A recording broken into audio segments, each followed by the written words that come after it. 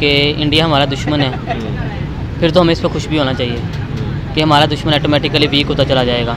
जैसे वो जंग में इन्वॉल्व होता चला जाएगा, उनके रिसोर्सेज सारे वहाँ पे लगेंगे तो वो ऑटोमेटिकली वीक होता चला जाएगा। तो एक लिहाज से तो हमारा ये प्लस पॉइंट है। लेकिन अगर वैसे देखा जाए, इंसानियत के नाते देखा जाए, तो फिर तो किसी भी मुल्क की सिक्योरिटी को ब्रीच करना गलत चीज़ है। इंडिया के साथ ऑलरेडी 3-4 वॉर्स में जा चुके हुए हैं और उसके बावजूद हमारी अभी तक कोई भी चीज़ आपस में क्लियर नहीं है। अभी आपने देखा रिसेंटली पानी का मसला फिर उठा लिया गया है, जो कि इंतहाई मैं समझती हूँ कि हमारी खारजा पॉलिसी तो वैसे ही जीरो है इस वक्त। हम अब कभी भी बात है साथ देने की तो हम हमेशा यही कहते हैं कि हम चाइना का साथ देंगे, तो हम इंडिया का साथ क्यों नहीं देते? आपके पॉइंट ऑफ व्यू से क्या वजह है कि हम इंडिया का साथ नहीं देते? देखिए पाकिस्तान का हमेशा से मेरा ज़्यादा ख्याल है मौक़िफ़ ये रहा है इंडिया को आंखें दिखाना। हमारी बहुत सारी पॉलिसीज़, हमारी CPEC बहुत कुछ जो है वो चाइना के साथ चल रहा है। हम उनके साथ खामखा का इन मामलात में कोई फड्डा या पंगा लेने की पोजीशन में भी नहीं है। हम इंडिया का साथ क्यों नहीं देंगे? और ये जंग होगी, अगर जंग होगी तो आपको बताइए India is not that powerful compare to China.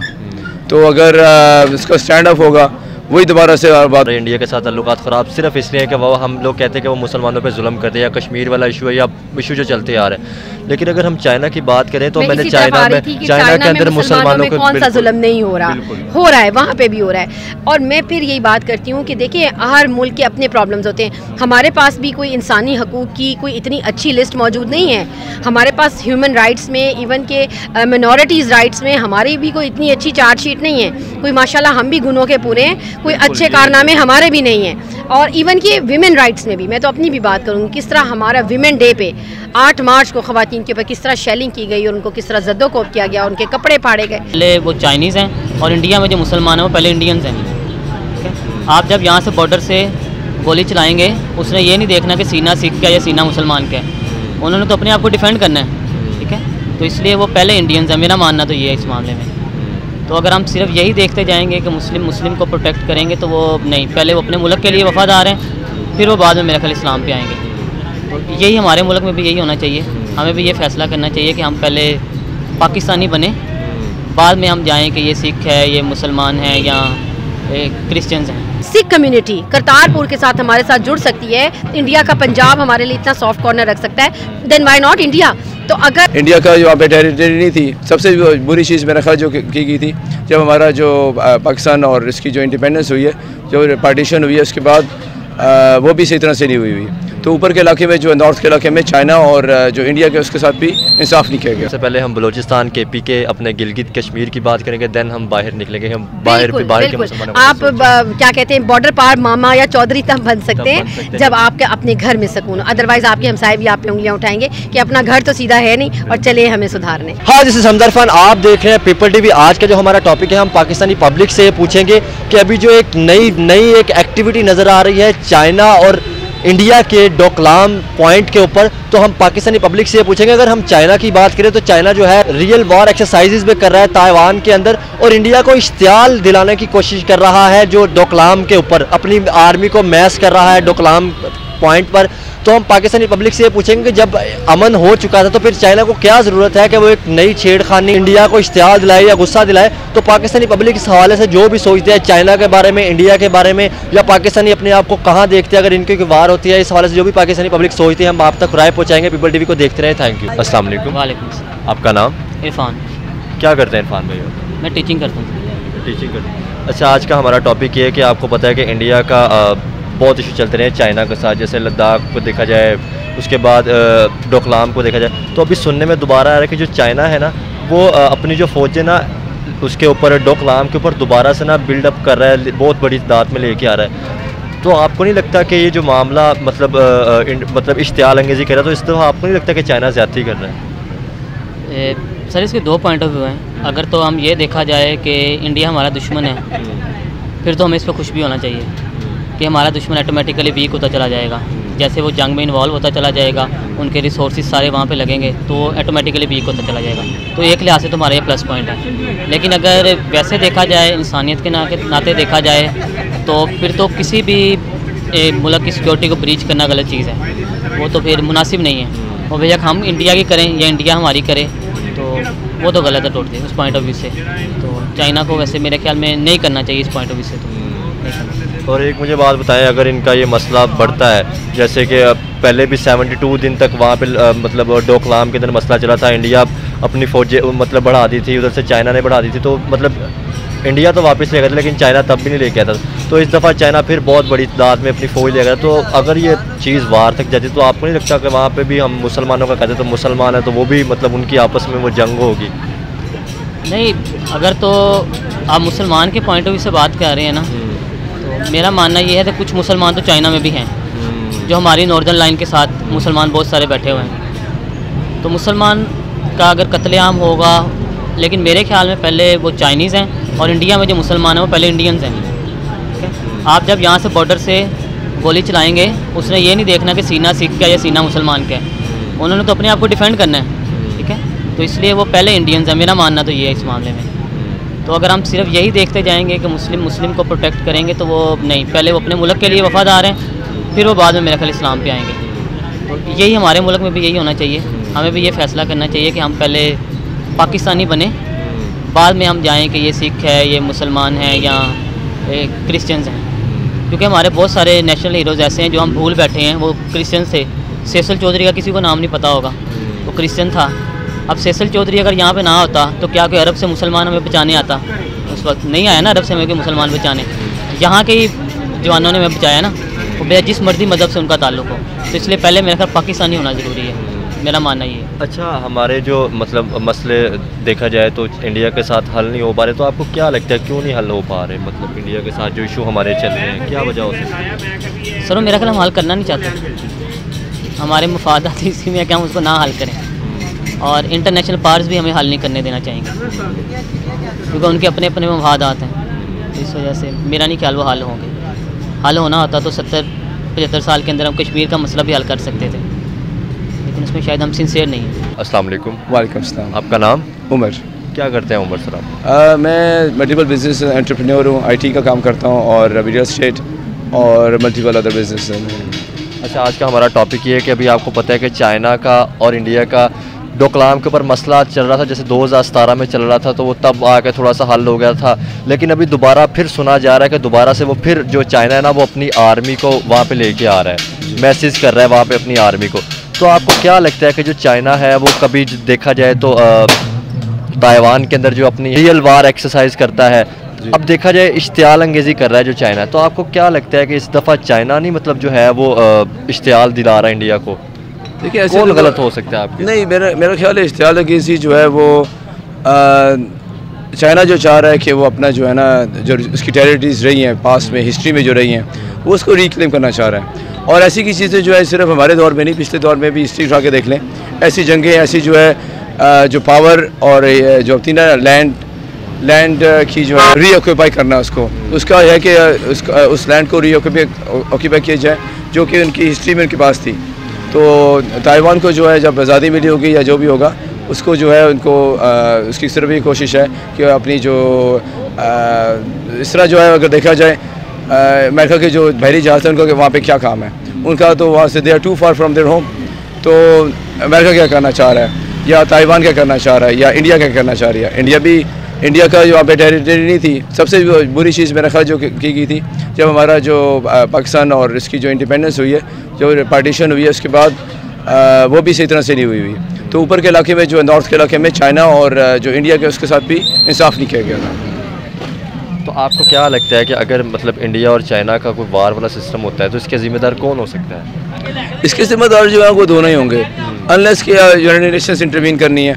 Intervene तो उन्होंने करना नहीं है, क्योंकि वहाँ पे कोई ब्लैक ऑयल तो है नहीं, ब्लैक गोल्ड तो है नहीं वहाँ पर, तो वो तो पहाड़ी इलाका है, नॉर्दर्न एरिया से वहाँ पे कुछ नहीं मिलता।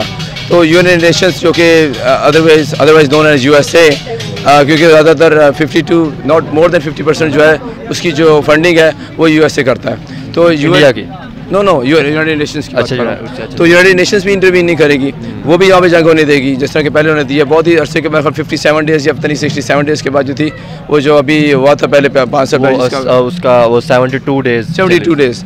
तो उसमें जो था वो उसमें भी कोई तब ये हुआ था कि तब जो है वो उनका मसला कुछ सॉल्व हो गया था, लेकिन इंडिया ने अपनी फ़ौज वापस ले गया था, लेकिन चाइना जो नहीं लेके गया था, जो इस दफ़ा जो है वो चाइना अपनी फ़ौजेस जो दोबारा से वहाँ पे मैसेज कर रहा है, वो तो सारे मुल्क करेंगे, क्योंकि अब जो बात है उन्होंने अपनी टेरिटरी रिक्लेम करनी है और ये जंग होगी।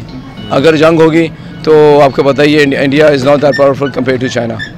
तो अगर इसका स्टैंड अप होगा वही दोबारा से बात होगी, और अनलेस अदरवाइज़ के कोई बीच में पड़ता है, जैसे यूएसए पड़ता है, फ्रांस पड़ता है, जर्मनी ऐसे की जो पावरफुल कंट्रीज़ हैं वो इनको बीच में इंटरवीन करना पड़ना है, इंक्लूडिंग द यूनाइटेड नेशंस। अगर कोई मतलब उनकी वार वाला सिचुएशन बनती है तो आपको नहीं लगता कि पाकिस्तान ना होते हुए भी इन्वॉल्व हो जाएगा जो पोजीशन है?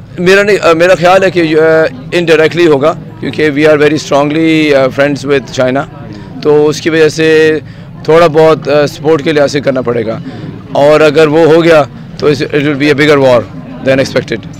तो इसका सोल्यूशन आपकी नज़र में क्या लगता है, आप क्या देखते हैं कि इसका सोल्यूशन? तो I don't have the position to, मेरी अभी पोजीशन ये नहीं है कि मैं इसके बारे में कोई करूं, लेकिन फिर भी अपनी ज़ाती राय दे सकता हूं। वो ज़ाती राय ये होगी कि मिलजुल के बात करें, हैव अ टेबल टॉक, और उसके बारे में डिस्कस किया जाए कि कहाँ पर किस जगह पे नेगोशिएट करके कौन सी टेरिटरी को जो है ना उनको मार्कडाउन दोबारा किया जाता है। बात होती है कि अपनी अना का मसला बना लिया हर किसी ने, इस तरह के ये भी बर्दाश्त और अना की ज़ाती और बर्दाश्त की कमी है। ऐसी रोज़मर्रा चीज़ों में हमारी जो ज़िंदगी भी है वो यही चीज़ है, इंसान भी आजकल जो है ना बर्दाश्त कम हो गई है और अना का मसला बना लेता है। अच्छा उमर भाई, क्वेश्चन मैं एक पूछना चाहूँगा, क्योंकि चाइना के वाकई जो चीज़ है, चाइना के हमारे साथ ताल्लुकात बहुत अच्छे रहे हैं, चाइना ने हमारे मुल्क के अंदर बहुत कुछ किया भी, इन्वेस्ट भी किया है, तो हम अब कभी भी बात है साथ देने की तो हम हमेशा यही कहते हैं कि हम चाइना का साथ देंगे, तो हम इंडिया का साथ क्यों नहीं देते? आपके पॉइंट ऑफ व्यू से क्या वजह है कि हम इंडिया का साथ नहीं देते? देखिए पाकिस्तान का हमेशा से मेरा ज़्यादा ख्याल है मौक़िफ़ ये रहा है क्योंकि कल्चर भी हमारे इंडिया के साथ ज़्यादा मिलता है, पीपल टू पीपल कनेक्शन, वो ज़रूरी नहीं होता। अच्छा। हमें जो एज अ पाकिस्तानी और as a Pakistan, as a country, as a government, मैं यही कहूँगा कि आपको जो है वो देखना चाहिए कि कौन हक पर है, कौन सच पर है, उसका साथ दिया जाए। बिल्कुल, ये आपने बात बिल्कुल की है कि अगर इंडिया हक पे तो उसका साथ है, अगर चाइना हक पे तो उसका साथ है, न्यूट्रल रह के। एब्सोल्युटली यही होगा, एब्सोल्युटली यस। चलें, बहुत शुक्रिया। अस्सलाम वालेकुम। वालेकुम अस्सलाम। मैम कैसे हैं आप? खैरियत से? अल्हम्दुलिल्लाह। अच्छा मैम, अभी हमारा आज का टॉपिक ये है कि इंडिया और चाइना की एक न्यू वार बनती जा रही है, जैसे कि 2017 के अंदर उनका एक डोकलाम का इशू हुआ था, तो अभी दोबारा जाके इंडिया जो चाइना है ना वो अपनी जो है डोकलाम के अंदर आर्मी अपनी लेके आ रहा है, इश्तियाल अंगेज़ी दिला रहा है इंडिया को, तो क्या आपको लगता नहीं कि चाइना इस दफ़ा गलत कर रहा है? देखिए इस तरह है कि आप देखें कि हर एरिया, हर ख़ित्ते में, हर जगह पर मुख्तलिफ ममालिक अपने अलाइंसेस बना रहे हैं। एक तरह से आप देखा जाए तो दुनिया की शायद एक स्ट्रेटजिक पॉलिसी जो है वो चेंज हो रही है, अलाइंसेस चेंज हो रहे हैं, पुराने इत्तेहादी अब दुश्मन हैं, कुछ पुराने दुश्मन जो है वो इत्तेहादी होने जा रहे हैं। तो ये जो चीज़ें हैं ये इस वक्त इंतहाई मैं समझती हूँ कि इंटरनेशनली जो है वो बड़ा कीनली ऑब्ज़र्व करने वाला टाइम है कि कौन सा मुल्क किधर अलाइंस में जा रहा है और कौन सी मुल्क के किसके मतलब स्ट्रेटजिक पॉलिसी उसकी क्या है और बॉर्डर्स पे क्या सूरत हाल है। बिल्कुल आपने दुरुस्त बताया, 2017 में बेशक ये 1-2 दिन का ही 72 डेज़ का इनका स्टैंड आउट हुआ था, लेकिन उसके बाद ये मामला जो है कि काफ़ी हद तक ये काम डाउन हो गया था क्योंकि इंडिया वापस चला गया था। लेकिन चाइना का उस वक्त भी आपने देखा होगा कि अग्रेसिव ही रवैया था और चाइना उस वक्त भी डिफेंडिंग उसमें पोजीशन पे नहीं आया था, और अब फिर चाइना का आगे बढ़ना ये चीज़ बताती है कि वो इस मामले को बहुत अग्रेसिव है पूरे खित्ते में अपनी अजारादारी कायम करने के लिए। और ये एक हकीकत भी है कि किसी भी एरिए में वो एक ही मुल्क जो है वो अपनी चुदराहट रख सकता है, जैसे कि हमेशा से आपने देखा होगा अमेरिका पूरी दुनिया में एक अपना वर्ल्ड ऑर्डर कायम करने में वो उसमें मशगूल भी रहे और उसमें किसी हद तक वो कामयाब भी रहे। लेकिन चाइना जो है वो एक बिल्कुल पैरेलल, चाइना तो रियल वार सर्विसेज भी कर रहा है ताइवान के, मैं वही कह रही हूँ कि वो एक बिल्कुल पैरेलल एक नई कुव्वत बन के उभर रहा है। इस वक्त हमें ये चीज़ बहुत कीनली देखनी है कि अगर चाइना, ताइवान और रशिया और ईरान ये सारे एक अलाइंस बनने को जा रहे हैं तो हम किस जगह पे खड़े हुए हैं। तो पाकिस्तान को इस वक्त हमें बहुत ज़्यादा इस चीज़ को देखने की ज़रूरत है। हमारे साबिक प्राइम मिनिस्टर एक वही बंदा मुझे नज़र आया था, इमरान खान, जिसने इन सारी चीज़ों पे बड़ा मौक़िफ़ वाज़िया दिया था कि हम उनके साथ खड़े हैं जो हमारे साथ खड़े हैं। उसने फ़लस्तीन के ऊपर बात की थी, उसने कश्मीर के ऊपर बात की थी कि जो ममालिक कश्मीर और फ़लस्तीन पे हमारे मौक़िफ़ की हमारे साथ तायद करेंगे हम उनके साथ चलेंगे। आपने देखा होगा कि रशिया और यूक्रेन वॉर पे भी इमरान खान साहब का मौक़िफ़ बड़ा वाज़िया था कि हमें किसी पराई जंग में नहीं पड़ना। सेंटो का हिस्सा भी हम रहे हैं लेकिन हमें आज तक कभी कोई फ़ायदा नहीं मिला और हमसे हमेशा डू मोर का ही मुतालबा होता रहा, जो कि अब एक तरह से मैं क्या कहना चाहिए कि बस ही हो गई थी, ना सिर्फ हमारी भी बल्कि इवन कि अपोजिशन में भी हमारी पाकिस्तान में कई आवाज़ें उठी कि और आखिर अमेरिका क्या चाहता है, कि कितना डू मोर चाहता है। तो ये बिल्कुल हकीकत पे मबनी बात है। अच्छा, कि मैं सॉरी आपकी बात काट रहा हूँ, अगर इंडिया और चाइना का कोई वार वाली सिचुएशन बनती है तो आप पाकिस्तान को कहाँ पे देखती हैं? देखिए, पाकिस्तान को सबसे पहले तो अपने जो नेबर कंट्रीज़ हैं, ईरान, बांग्लादेश, मैं समझती हूँ कि हमने उसको OIC को भी बिल्कुल ही ख़त्म किया हुआ है, उसका भी हमारा इजलास होना चाहिए। हमारा एशियन कंट्रीज़ को जो भी एक नए इत्तेहाद की हमें ज़रूरत है कि हम सारी एक अपनी मिल की पॉलिसी दें कि हम इस वार में कहाँ खड़े होंगे। स्पेशली इस्लामिक कंट्रीज़ जो हैं उन लोगों को बैठ के इसमें सोचना चाहिए। इसमें सबसे बड़ा मैं समझती हूँ कि बेशक सऊदीया का किरदार बहुत मेन हो सकता है, क्योंकि सऊदीया की जो मेन तेल की सप्लाई है उससे हम इसको एज आ हथियार, एज आ वेपन भी हम इसको यूज़ कर सकते हैं। लेकिन पाकिस्तान को बहुत सोच समझकर इन मामलात में देखना पड़ेगा कि, और आप देख रहे हैं कि हमारी पॉइंट ऑफ व्यू से आप, मतलब मैं क्वेश्चन दोबारा रिपीट करता हूँ कि आपके पॉइंट ऑफ व्यू से आप मतलब किसको देखती हैं कि हम क्या चाइना का साथ देंगे या इंडिया का साथ देंगे? नहीं, ऑब्वियसली मेरा ख्याल है we will go with China, लेकिन मैं फिर भी एक बात करूंगी कि हमें बहुत मोहतात देखिए, चाइना का इस वक्त अग्रेसिव होना, ताइवान को अपने साथ जोड़ के रखना और किस तरीके से वो इंडिया को आंखें दिखाना, हमारी बहुत सारी पॉलिसीज़, हमारी CPEC, बहुत कुछ जो है वो चाइना के साथ चल रहा है। हम उनके साथ खामखा का इन मामलात में कोई फड्डा या पंगा लेने की पोजीशन में भी नहीं है। हम इंडिया का साथ क्यों नहीं देंगे आपके पॉइंट ऑफ व्यू? नहीं, मैं ये नहीं कहना चाहती, मतलब एक मिसाल है, क्योंकि पहले तो हम ये बात करेंगे कि जो मतलब पॉइंट ऑफ व्यू से देखेंगे कि हम पहले तो न्यूट्रल रहना चाहिए, फिर दूसरी तरफ देखना चाहिए कि जो सही होगा, कि अगर चाइना सही है या इंडिया। बात यही है कि माजी को देखेंगे ना, हम माजी में हम इंडिया के साथ ऑलरेडी 3-4 वॉर्स में जा चुके हुए हैं और उसके बावजूद हमारी अभी तक कोई भी चीज़ आपस में क्लियर नहीं है। अभी आपने देखा रिसेंटली पानी का मसला फिर उठा लिया गया है, बिल्कुल, जो कि इंतहाई मैं समझती हूँ कि हमारी खारजा पॉलिसी तो वैसे ही ज़ीरो है। इस वक्त हम जिस पोजीशन पे खड़े हुए हैं, जो बिलावल हमारी खारजा पॉलिसी लेके चल रहे हैं, मतलब मैं समझ से ही बाहर है कि वो सिवाय सेल्फ प्रोजेक्शन के इस वक्त खारजा पॉलिसी के नाम पे ज़ीरो अभी जो कंडीशन है उसकी वजह से तो हमारे नेबर कंट्री के साथ ताल्लुकात ख़राब ही होते नजर आए। अफगानिस्तान, ईरान ने हमला कर दिया है, बांग्लादेश के साथ, इंडिया के साथ, किसी के साथ ऐसा ही है। तो मेरा कहने का मतलब ये है कि अगर आपकी एक अच्छी खारजा पॉलिसी होती, अगर तो अब तक मेरा ख्याल है ये सारे मसाइल जो हैं ये कब के हल हो चुके होते। दुनिया नए खित्ते ढूंढ रही है, नई जगहें ढूंढ रही है, नए अलायंसेस बन रहे हैं और हम यहाँ पे रजीम चेंज ऑपरेशन में आइन को कैसे मुअत्तल करना है और अदलिया को कैसे तबाह करना है और इमरान खान को कैसे गिरफ्तार करना है और FIRs कितनी करनी है, हम इन चक्रों में पड़े। तो मैं कतन भी ये नहीं कहना चाहूँगी, अगर सिख कम्युनिटी करतारपुर के साथ हमारे साथ जुड़ सकती है, इंडिया का पंजाब हमारे लिए इतना सॉफ्ट कॉर्नर रख सकता है, देन वाई नॉट इंडिया। तो अगर हमारी इतनी अच्छी खारजा पॉलिसी हो तो हम ये वॉर होने ही ना दें। चाइना और इंडिया को एक जगह बिठा के इन मामलात को एक अच्छे तरीके से एक बड़ा खूबसूरत नए बॉर्डर्स भी बनाने पड़े। दुनिया में बहुत सारे ऐसे बॉर्डर्स हैं जहाँ पे लोग फ्रीली आना जाना आसपास रहता है, पता नहीं क्या लेके बैठे हुए, जबकि दो कौमियत भी अलहदा हो चुकी, समझ आ गया, क्लियर हो चुका, दो कौमी नज़रिया, हम अपना आपका अपना हर चीज़ क्लियर है। उसके बावजूद अच्छे तरीके से भी हम साया मुमालिक रह सकते हैं। लेकिन माजी में इंडिया के साथ हमारे जिस तरह के ताल्लुकात रहे और इस वक्त मौजूदा ज़ीरो खारजा पॉलिसी देखते हुए मुझे कहना पड़ेगा कि शायद हम इंडिया के साथ इतने अच्छे ताल्लुकात में ना जा सकें, जो कि होना यही चाहिए कि आपके अपने नेबर कंट्रीज़ के साथ बेहतरीन आपके उनके साथ ताल्लुकात हों। और अगर पाकिस्तान इसमें किरदार ज़रूर अदा कर सकता है कि चाइना और इंडिया को वॉर की सिचुएशन में जाना ही ना पड़े। क्योंकि मैम हम जब बात करते हैं हमारे इंडिया के साथ ताल्लुकात ख़राब सिर्फ इसलिए कि वो हम लोग कहते हैं कि वो मुसलमानों पे जुल्म करते हैं, या कश्मीर वाला इशू है या इशू जो चलते आ रहे हैं। लेकिन अगर हम चाइना की बात करें तो मैंने चाइना के अंदर मुसलमानों को कौन सा जुल्म नहीं हो रहा है, वहाँ पे भी हो रहा है। और मैं फिर यही बात करती हूँ कि देखिए, हर मुल्क के अपने प्रॉब्लम्स होते हैं। हमारे पास भी कोई इंसानी हकूक़ की कोई इतनी अच्छी लिस्ट मौजूद नहीं है। हमारे पास ह्यूमन राइट्स में, इवन के मिनॉरिटीज़ राइट्स में हमारी भी कोई इतनी अच्छी चार्जशीट नहीं है। कोई माशाल्लाह हम भी गुनों के पूरे हैं, कोई अच्छे कारनामे हमारे भी नहीं हैं। और इवन के विमेन राइट्स में भी मैं तो अपनी भी बात करूँगी, किस तरह हमारा विमेन डे पे 8 मार्च को ख़वातीन के ऊपर किस तरह शेलिंग की गई और उनको किस तरह ज़द्दोकोब किया गया, उनके कपड़े फाड़े गए, नहरों में छलांगें लगानी पड़ गई। तो हम भी कोई इतनी अच्छी पोजीशन पे नहीं बैठे।